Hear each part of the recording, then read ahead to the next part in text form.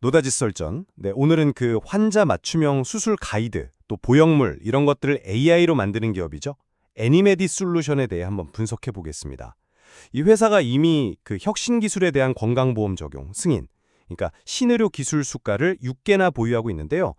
과연 2026년까지 매출 50억 원 달성, 그리고 흑자 전환, 이 목표를 이룰 수 있을지가 오늘 저희가 이야기 나눌 핵심 주제입니다. 저는 애니메디 솔루션의 기술력이나 최근 성장세를 보면요. 충분히 가능성이 있다고 보는 입장입니다. 저는 조금 시각이 다릅니다.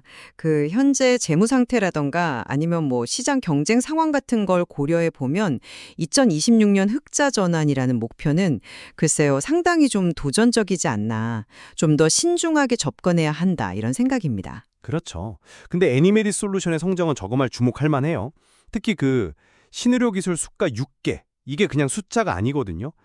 이게 획득이 상당히 까다롭기도 하고 일단 받으면 안정적인 보험 수가를 통해서 경쟁사 대비해서 확실한 어떤 현금 흐름을 만들 수 있는 뭐랄까 강력한 무기라고 할 수 있죠.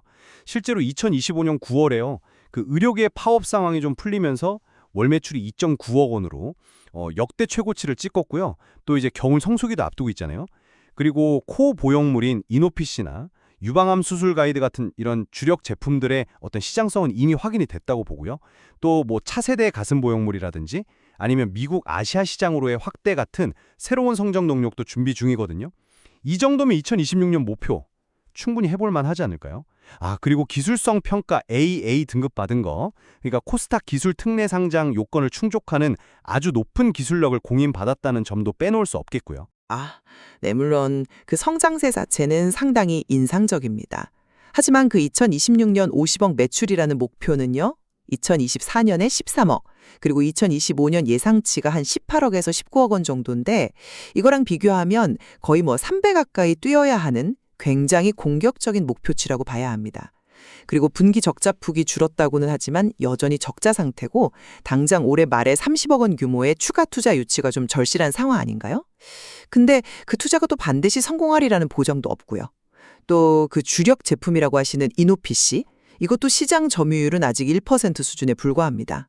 신제품의 성공이나 해외 시장 개척도 아직은 불확실성이 좀 크다고 보고요. 저기 머티리얼라이즈나 3D 시스템즈 같은 글로벌 강자들과의 경쟁도 무시할 수 없겠죠. 물론 도전 과제는 있죠. 하지만 월 매출 최고치 경신이라든지 신의료 기술 수가가 초기에 2개였다가 지금 6개까지 늘어난 것은 확실한 성장 지표라고 봐야 합니다. 그 30억 투자 유치만 잘 성공하면 재무적인 부담을 덜고 기술 개발이나 마케팅에 더 집중할 수 있을 거고요. 사실 작년에 그 의료 공백 사태만 없었다면 2025년 3분기에 이미 월 단위 손익분기점, 그러니까 BEP에 도달했을 거라는 분석도 있긴 했어요. 네, 투자가 성공하면 물론 좋겠습니다만 그 투자금으로 또 너무 공격적인 성장을 추구하다 보면 자금 소진 속도로 그만큼 빨라질 수 있다는 점을 생각해야 합니다. 2026년 상반기까지 운영 자금을 안정적으로 확보하는 것이 관건일 텐데 만약에 투자 유치가 계획대로 잘 안 된다면 아무래도 리스크가 커질 수밖에 없겠죠. 과거에 2차례 정도 인력 감축을 했던 경험도 어떻게 보면 좀 재무적인 압박이 있었다는 반증이 아닐까, 그렇게도 볼 수 있고요. 네, 기술 경쟁력 완강은 정말 확실하다고 봅니다. 이 6개의 신의료 기술 수가는 국내에서는 거의 독보적이고요. 또 수술 부위별로 특화된 기술, 그리고 경쟁사보다 훨씬 빠른 맞춤 제작 및 배송 능력, 이런 건 분명한 차별점이죠. 특히 한국 의사 선생님들의 뛰어난 술기하고 결합하면 시너지 효과도 상당히 클 거라고 기대합니다. 기술력이 뛰어나다는 점은 저도 동의합니다. 네. 그런데 그렇다면 왜 그 뛰어난 기술력을 가진 이노피시의 시장 점유율은 아직 1%에 머물고 있는 걸까요? 이게 기술 자체의 문제라기보다는 혹시 좀 가격 경쟁력이라든지 아니면 아직 의사나 환자분들의 인지도가 좀 부족한 건 아닌지, 이 간극을 어떻게 메울지가 중요해 보입니다. 그리고 글로벌 경쟁사들의 자본력이나 기술력도 계속 발견하고 있다는 점도 고려해야 하고요. 네, 그래서 신사업 확장이 중요하다고 생각합니다. 예를 들어 모바일 가상성형 앱이라든지 아니면 FDA 승인 기술 기반의 차세대 가슴 보형물, 또 소프트웨어 형태의 의료기기 같은 이런 새로운 성장 동력이 될 파이프라인들을 지금 준비하고 있거든요. 특히 차세대 가슴 보형물 같은 경우는 기존 코 보형물하고 시너지를 낼 수도 있고요. 또 큐렉소 같은 로봇 기업과의 협력도 긍정적인 신호로 보입니다. 글쎄요. 신제품 개발이나 출시가 계획대로 순조롭게 진행될지, 또 시장 반응이 기대만큼 좋을지는 아직은 좀 알 수 없는 부분입니다.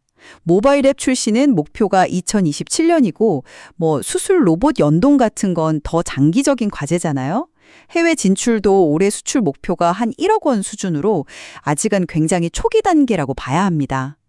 가시적인 성과가 나오기까지는 시간이 좀 필요할 텐데 그 과정에서 또 예상치 못한 난관이 있을 수도 있다는 거죠. 과거에 그 브랜드 평판 관련 이슈가 있었던 건 맞지만 2025년 상반기에 이미 잘 수습이 되었고 그 이후의 매출 성장을 보면 회복세를 뚜렷하게 보여주고 있습니다.